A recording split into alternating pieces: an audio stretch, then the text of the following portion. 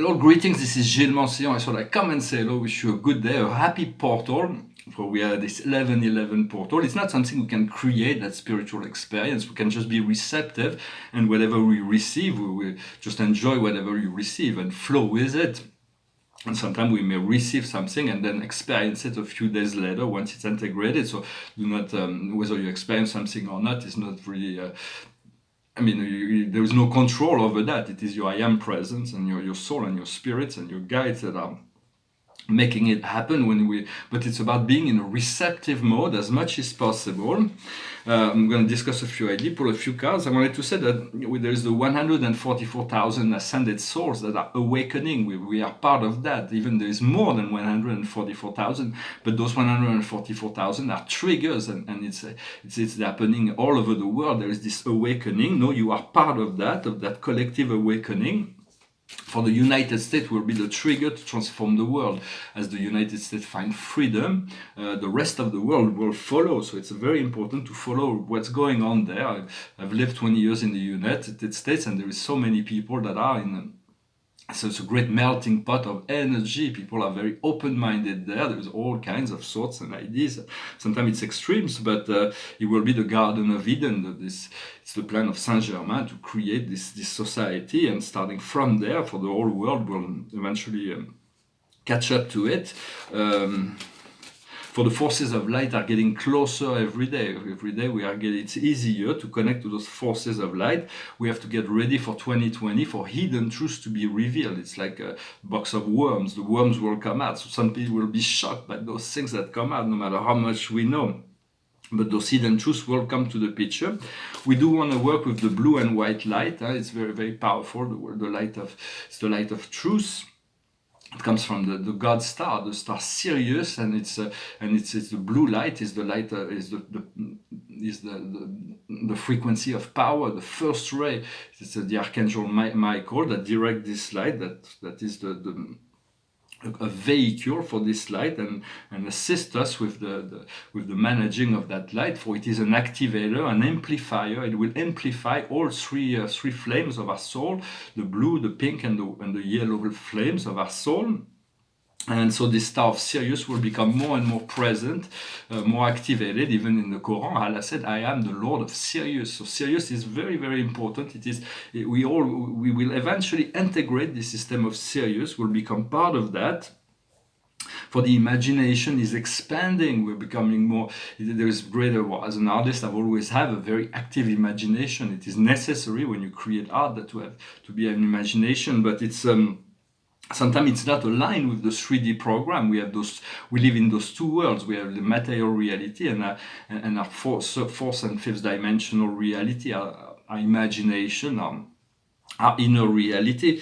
And so and sometimes the 3D brain reject that. It cannot accept it. So we have to allow more and more this reality to become real for us, so that the universe can eventually, we let go of that mental resistance, so the universe can find a way to bring some of our dream together. For this higher reality, we've always have known it. It's just we forgot it, and now we're remembering, we are recalling. And although it's maybe difficult to connect, to share with others, for we are very unique, and some of the people may not be fully receptive to that, those very advanced thoughts. It's like children. Children have an active imagination, but their parents do not always share their children's views and understand and higher vision. So it is hard even this reality is very hard to accept. Most people will have a hard time accepting. Even the fact that they are advanced civilization and extraterrestrial will be hard for most people to accept, because humans think they are the apex, the most important beings in the whole universe, the most intelligent, to know that they are beings that have moved beyond fear, beyond the need of controlling others, is very hard to accept. If beings have more power, they believe, because we always look at others as we are ourselves, as a society, and most people, if they have power, they will use that power to control the outside. When those beings have moved beyond the need beyond the fear, beyond the need to control, they're connected to the inner self, and so they have this power within. but they will eventually come once as we grow and become a little bit more mature. More people are open to the communication with higher beings, for this higher civilization have moved way beyond fear, beyond the need for the illusion of outer control. They will just be here in assistance to the planet and humanity. For we have to accept that we are the totality of the Creator. We have to see the beauty of the Creator within yourself and see that. And for that, the ego needs to let go of what it believes God is, of this beauty and this truth. We have to let go as much as possible from our own belief, from our own mental process, in order to receive that. Understand you are a gift to yourself, you are a gift to humanity. If you incarnated, you incarnated to give this energy to the world, and understanding even those who are unawakened, even those in negative programming, are also a gift to the planet and to life, for they have this power to awaken as well.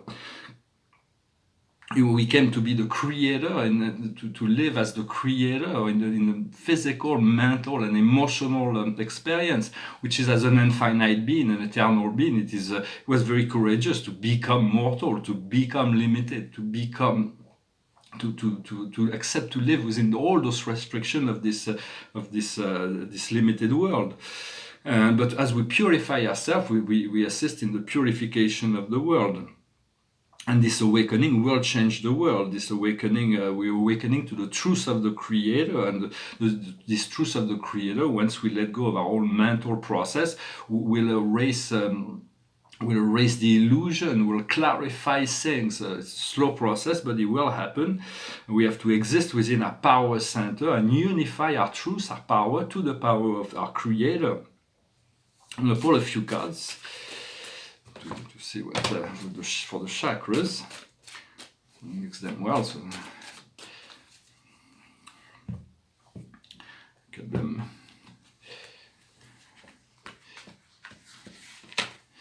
So the situation is asylum. It's about finding this at the base, at the roots. Is finding this inner peace within ourselves. It's very unlikely a horse can move into a tree in order to rest within a tree like a bird. But it's about understanding we can find this inner peace within ourselves. It is an asylum, a place where we can rest. It's like requiem means resting. This planet requiem, the positioning we can pose, and we find that at the roots. On the earth plane is slay the ego. Everything that is no longer supported by the universe, that's part of the negative ego, is being slayed. As we do that, we find the Mount Meru, the center of the universe. The fear and separation is being replaced by love and light. What we see in our power center, the soul chakra, the solar plexus, is eternal life. We connect to this golden white light and this blue light, and they come together to form the emerald heart of Regulus. For we want to connect, remember this eternal self, even if we cannot integrate all that. Just have your faith, your truth, turn to your I am presence, and slowly but surely, this energy will be communicated, will flow down to you. Be patient and be open. Let go of the shield. Sometimes we need to get what we have in our heart in the fourth chakra is a heart drop. It is the oasis in the desert. It is the card of wisdom. So it's about allowing this to be in our center, to be in our power. What we communicate in our fifth chakra is mean and heavy. The world may be mean and heavy, but it is an illusion. We have to let go of mean and heavy. We have to be kind and gentle and light. So it's do not be like the world. Do not be mean and heavy. That's the because it all comes from fear. Anybody that's like heavy or mean is because they're afraid of something, so they feel like they can live. So it's about also protecting ourselves against that by connecting to this power of spirit and God and Creator. So there's always connect, ask for the highest good of all, to be safe, to be well, to be taken care of. Or in the fifth dimension, all is well already and always have been. But sometimes it's difficult to relate those higher energy into this temporal reality, because our temporal reality is in such a state of chaos, permanent chaos, when the state of fifth dimension is always in a state of grace and harmony. So it's about bringing down slowly those energies so they can blend in and integrate the earth, so we can. So what we see in our third eye, in the sixth chakra, is the last laugh, the future. It's the ability to look at things through humor. Humor can really assist us in to look at things from a humoristic point of view, to be light about things. And the outcome is the crown chakra. It's totally bananas. It means absurdity in all things. For things, sometimes allow you. It's okay not to be rational, to be logical. It's okay to be totally bananas. Yet allow yourself to be guided, to always ask to be in alignment with your higher path, your soul plan, the will of God, the highest good of all. But sometimes you need to go off the beaten of the road, off the beaten track. It's okay to be exuberant, as long as it doesn't pull you into something that is negative ego. So just. What this card shows a little bit totally bananas is the absurdity of things. What we see in I don't know how you will relate to that. We can pull one more card. It's a threefold riddle. That means this situation cannot be solved mentally. You got to let go of a lot of things, and sometimes all those mental programs have to be expurged, and so do not pay too much. It is not by it will be resolved. There is a mystical experience. It is the guardian. So accept that life may become a mystical experience, and we're passing through this transition till the end, between this 11/11 to this 21/12, and even to the 11th of January. Those 3 months will be extremely transformational. What we have anchored in our Earth star is the horseplay. It's like we want to play. There's going to be fun. Everything's going to be fun. Spirit is telling me I'm going to make up for the lost time. There's so much that will be celebrated. And the soul star, what comes as the future that will come, is the waves of bliss. It's really great joy that will come, great awakening, once we reconnect to this eternal truth. We'll understand that all of this hard experience that we've been through on the earth was just there to lead us to our freedom. To always ask for freedom. Freedom is something that, for more freedom, means also more responsibility, but we gotta work with that and accept to pass through what we need to pass through, and to be as free as possible, to be as detached as possible from what is going on, to be the compassionate observer of things. For there's going to be many things in society that will come up. Do not attach to that. Just be observer of that. So they need to come up in order to be transmuted. The paintings behind me. This is a person that meditates, and he's got this blue cloud over his head, and he's got this emerald heart that is like on the upper heart, and he's got the silver star, and there's the heart, and then the sun below. I kind of like it. Some of those are hard to see on videos. And this is a study for the seventh super universe of Orvonton. It's called Orvonton, and the Milky Way is at the center. It represents the 10 major sectors.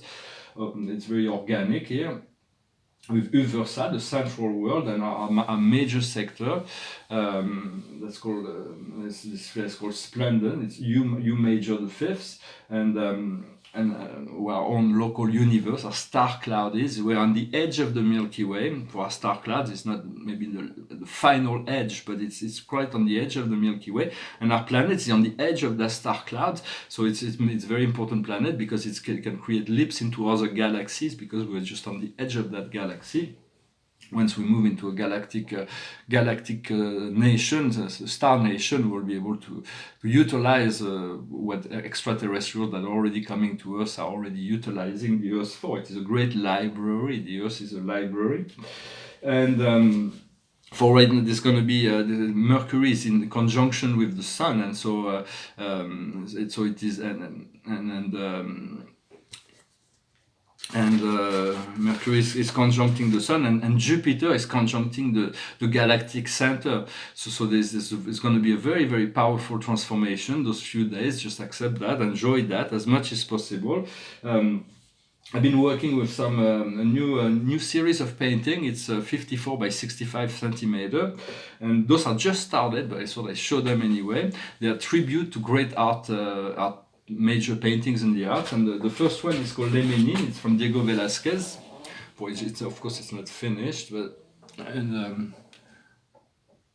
it's I don't know how it will look at the end, but it's just it's a bit still a bit sketchy.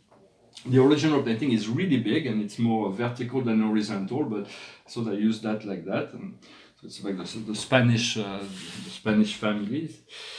And the second one I've started is a Mona Lisa. She will. It's going to take some time because she has to be very refined, very soft. I'm not trying to make a copy, of course, but it's going to be a version. And there's many other great paintings that I'm going to be envisioning the possibility of that. I'm going to pull one more card. I want to sing this song and speak a bit about art also.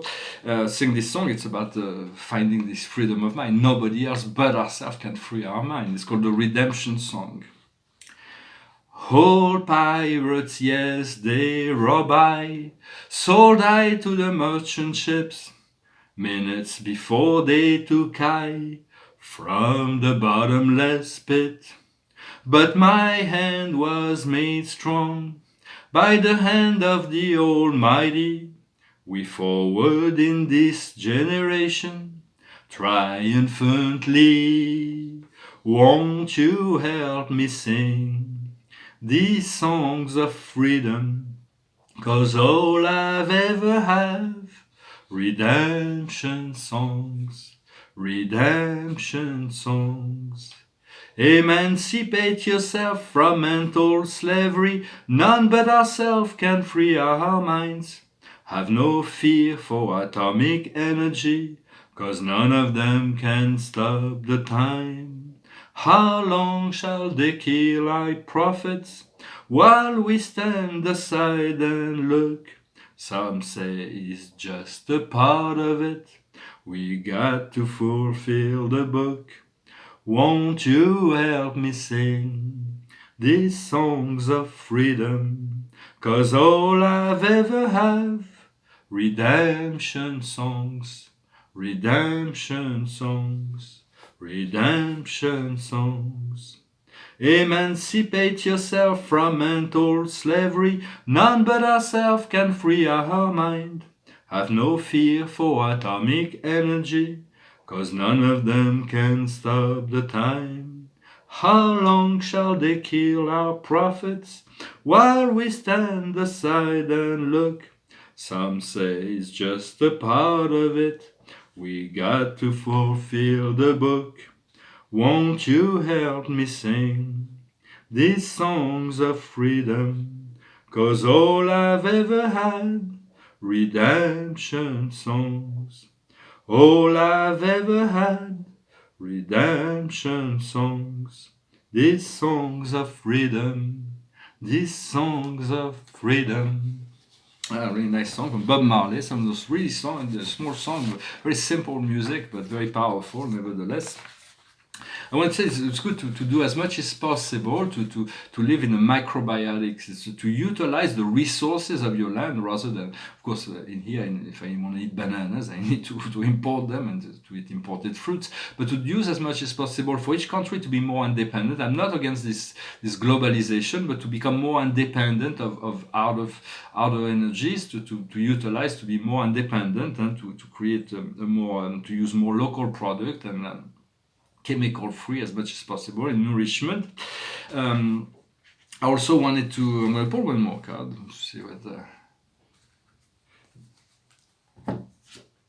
so the situation is the Four of Raphael, looking for new possibility, look into the magical aspect of life, becoming aware of your emotion. The emotion are really what drives us into the So it's about allowing life to be more magical, to let go and to trust the magic. For the magic, well, it is something that comes as we trust. We become more attuned to this magical potential, and then we'll find the Ace of Raphael, positive experiences on the emotional plane. It's like the wave of bliss. You will be fulfilled by a romantic relationship. Let yourself be guided by your intuition. So emotion and intuition have to work hand in hand, and letting go as much as possible from mental processes. To conclude, I was speaking about the discretion in the art world, and to bring about a couple of anecdotes that sort of would be interesting. Is one of them is that in my for 20 years I was an art broker, and one day I had a friend that offered me for sale a beautiful portrait of Leonardo da Vinci. He was a woman, never known, not in the books, not in the exhibition. For sometimes even the curator, they do know. Sometimes I was working on French TV. That we are in France. We have this great exhibition of Leonardo da Vinci right now. I haven't seen it, but it's difficult to get into the museum. You have to have privileged access because it's so crowded. And they were saying that the Da Vinci was a completely self-made, self-taught, but actually, as far as I know, he went to study in the atelier of Verrocchio. And so it wasn't all that self-made, but those paintings have been. This painting was the provenance was from collector to collector to collector to collector since the Renaissance, and it was well documented. But there was a non-disclosure agreement. There were the expert signs, and nobody knows. For they only know about 12, 13 paintings of Da Vinci. But this one was completely unknown. But it was clearly the beauty, the energy of the painting was clearly a Da Vinci. That was in the late 80s, and so my clients was asking $53 million for the painting, and so I got the transparency, all the information. I was living in the United States. I had only one friend that was qualified and had enough knowledge and money to be interested by the painting. I FedExed that to her, and about 48 hours later, I called her and she said, "Well, I'm interested. I'd like to make an arrangement to see the painting physically." And so I called the collectors and I said, "Well, I'm sorry, yesterday somebody came with a bank check and took the paintings. It's done, it's sold." But those paintings have never been known on the market. They're completely unknown to the world. They don't even know they even exist, but the collectors, it's been and then someone there, this painting will maybe sold to another collector very discreetly. I had another Da Vinci that was offered for me that's also completely unknown. This one wasn't as well documented. He might have needed some it was a profile of a woman. It was so beautiful, even if he wasn't from Da Vinci himself, or he wasn't signed, or he wasn't. The documentation wasn't perfect, but the painting was so beautiful. We couldn't really get through the process. It was in Germany in private collection, but very, very, very beautiful. And so, I'm saying there is all kinds of paintings that are not known in the art world. That's very, very discreetly has been sold from collectors to collectors by generation to generation. I've never had a Raphael that was offered to me, but I had two Michelangelo, which those are very rare as well. One of them was a marble of Cupido Dormente. It was a small marble, but then after research we discovered that the original was burned in the 19th century in a London fire, and this was a copy that was made from that, so we couldn't do the sale. And the other one was a little Sanguine, a little drawing of a scene. It was about this big. They were asking $20 million for that, and I wasn't really that excited about it for that price for a little drawing. So, but I still talked to a friend of mine and said, "Well, let's go see it, see the condition of it." So I called them and they said, "Well, no, the Vatican bought it, so it's like it's sold. It's like they came to an arrangement because the Vatican wants to have the exclusivity on Michelangelo." For the older the painting is, when you buy a painting, if you buy a contemporary or modern art, it's fairly the provenance is easy to verify, and most of them didn't have that much restoration. But the older it is, the more chances there can be gap in the provenance. There can be problem or restoration, or because the more a painting is restored, the less valuable it is because there's been a restoration, and so. So it is. I love old masters, but it's more delicate to buy old master paintings. Well, I thought I was talking about why some things came to my mind. But I hope you find this video interesting. I thank you very much for liking, sharing, commenting, subscribing. And I hope you enjoyed this today, this portal. Much of what we trying to remove from allow yourself to free free your mind from all kinds of old process, and in order to find new freedom that will be manifesting itself all the way for those 3 coming months, and then we'll find into ourselves into a totally new energy in this for this coming year that will be essentially shifting for the whole of humanity. Thank you very much. Namaste.